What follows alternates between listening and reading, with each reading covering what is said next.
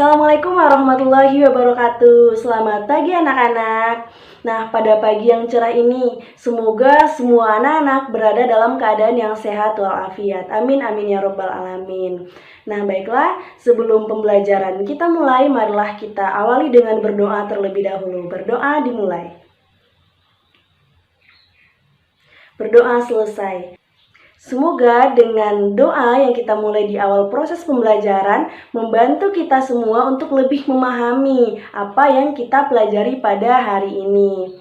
Baiklah, Ibu ingin menyampaikan terlebih dahulu bahwasanya pada kesempatan ini anak-anak kelas 4 sudah berada di tema 4 dan subtema 3.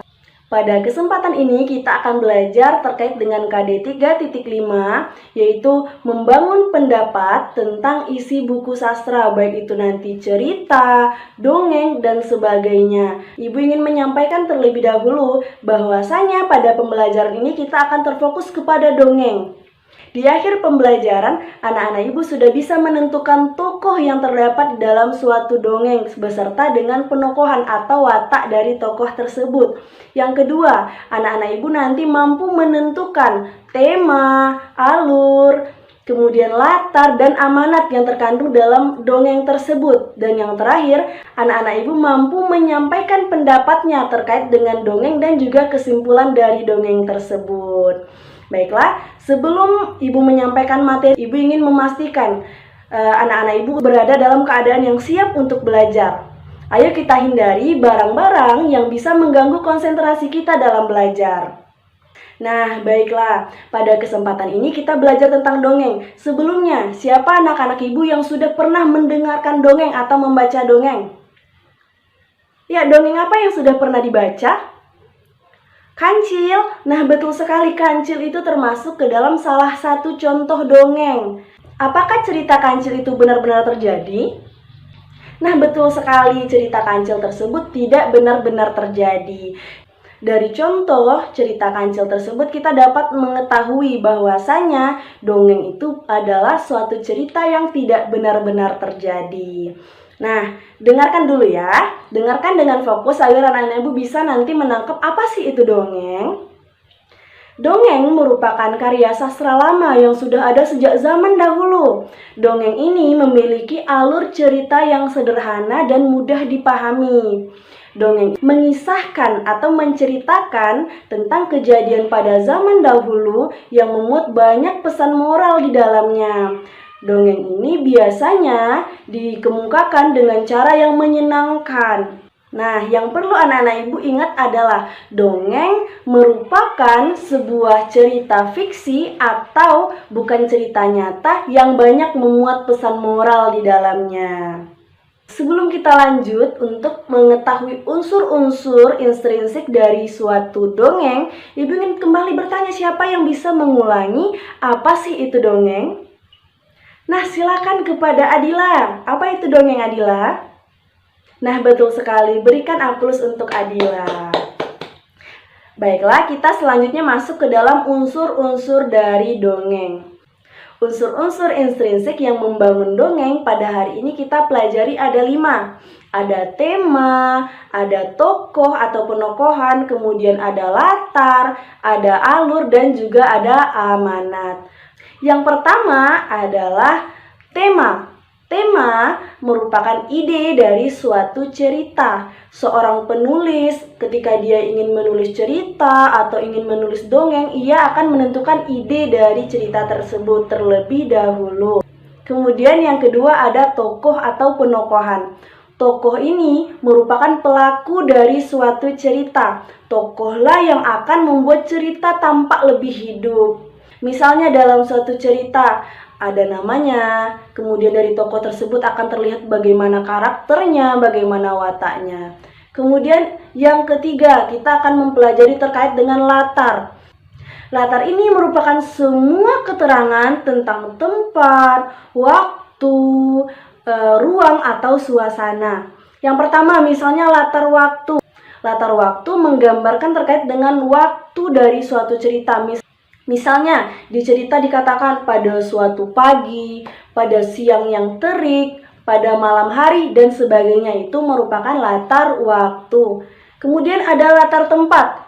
Latar tempat itu menggambarkan di mana tempat terjadinya cerita, misalnya di sebuah kerajaan, di tengah hutan, di pegunungan, dan sebagainya. Kemudian latar suasana, ada suasana yang gembira, ada suasana yang mencekam, dan ada suasana yang sedih. Unsur yang keempat ada alur atau plot. Rangkaian peristiwa yang tersusun secara berurutan mulai dari pengenalan, kemudian ada konflik, klimaks, dan penyelesaian. Yang pertama ada tahap pengenalan. Tahap pengenalan biasanya terjadi di awal cerita. Contoh, pada suatu hari hiduplah seekor tikus. Nah, itu merupakan tahap pengenalan. Kemudian yang kedua ada tahap konflik. Terjadinya masalah dalam suatu cerita. Contoh, tiba-tiba di saat tikus sedang tidur, tiba-tiba datanglah seekor semut yang mengganggu tikus yang sedang tidur. Nah, kemudian yang ketiga ada klimaks, puncak dari suatu masalah. Semakin besar konflik yang terjadi. Kemudian yang keempat ada tahap penyelesaian, di mana konflik yang semakin membesar bisa diselesaikan dan menuju ke akhir cerita. Unsur yang kelima ada amanat. Amanat merupakan pesan yang ingin disampaikan oleh penulis kepada pembaca. Biasanya berupa pesan moral, nilai-nilai moral, nasihat yang ingin disampaikan penulis setelah pembaca mendengar ataupun membaca cerita yang sudah ditulisnya. Dari 5 unsur intrinsik yang sudah disampaikan tadi, apakah anak-anak ibu ada pertanyaan? Kalau memang tidak ada pertanyaan dan anak-anak ibu sudah mengerti, selanjutnya ibu akan membagi anak-anak ibu menjadi beberapa kelompok. Anak-anak kelas 4 yang berjumlah 22 orang akan ibu bagi menjadi 7 kelompok, di mana 6 kelompok itu berjumlah 3 orang dan 1 kelompok berjumlah 4 orang.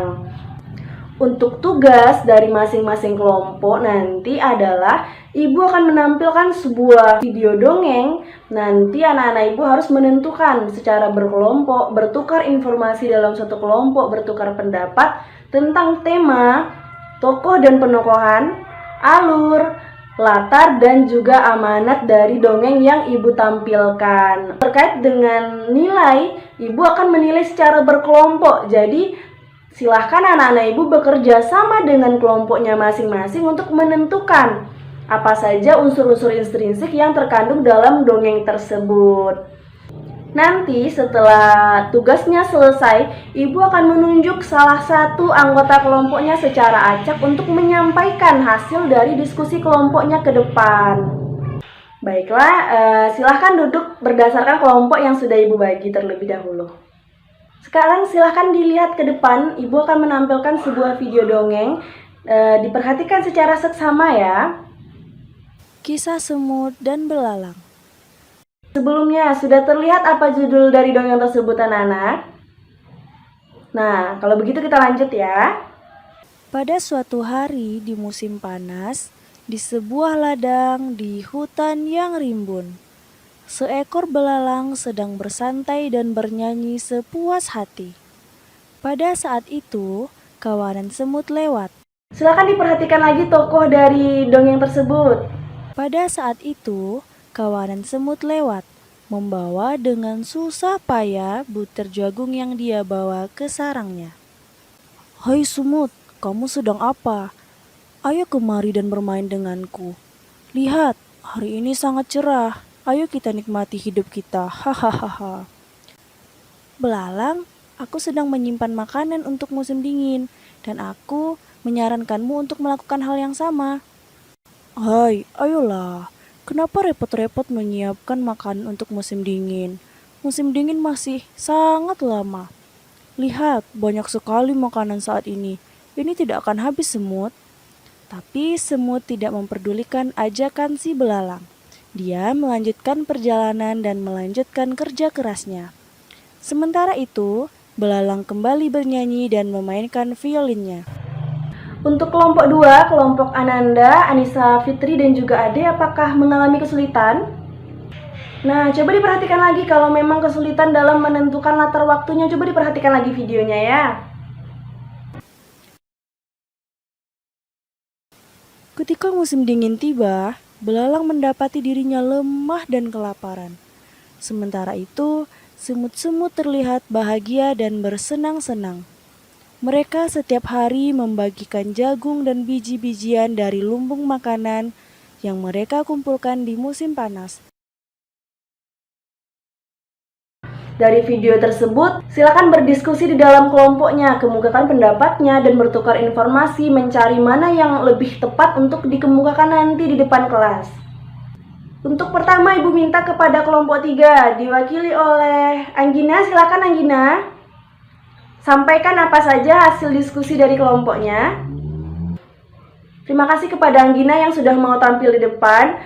Kemudian Ibu ingin meminta kepada Adila. Silakan maju Adila untuk menyimpulkan, memberikan kesimpulan terkait dengan dongeng yang sudah ditampilkan tadi.